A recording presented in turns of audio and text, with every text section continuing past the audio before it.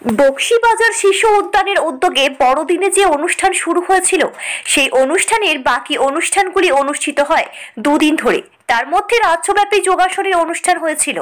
যোগাসনে এবং বড়দিনে পাসিং বল ও যেমন খুশি সাহায্য প্রতিযোগিতায় প্রতিযোগীদেরকে ওই দিন একটি সংস্কৃত অনুষ্ঠানের মধ্যে দিয়ে পুরস্কার তুলে দেওয়া হয়।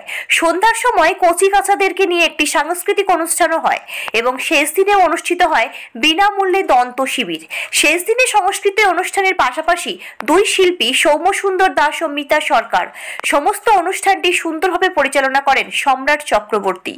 পশ্চিম মেদিনীপুর থেকে শান্তনু বর্ধনের রিপোর্ট, ওয়ার্ল্ড জনতা টিভি।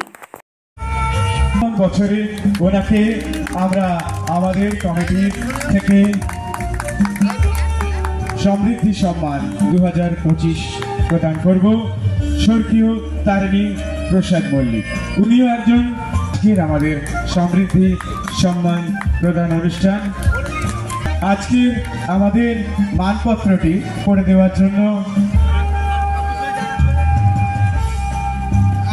মানপত্রটি পাঠ করার জন্য আমরা যে ডাক্তারবাবুকে আমাদের এলাকার সুপরিচিত শ্রদ্ধাভাজন ডাক্তার রবিশঙ্কর ভট্টাচার্য মহোদয় দীর্ঘ পদবিকাকে আমাদের ক্ষুদ্র উপহার, আমাদের ক্ষুদ্র সম্মান নতজানুভাবে আপনাকে আমরা প্রণাম জানিয়ে প্রদান করলাম। এখানে যারা মঞ্চে উপস্থিত আছেন তারা নিরপেক্ষ, তাদেরকে জনজনে না সারাদিন তারা পরিশ্রম করে, তাদেরকে আমার তরফ থেকে শুভেচ্ছা।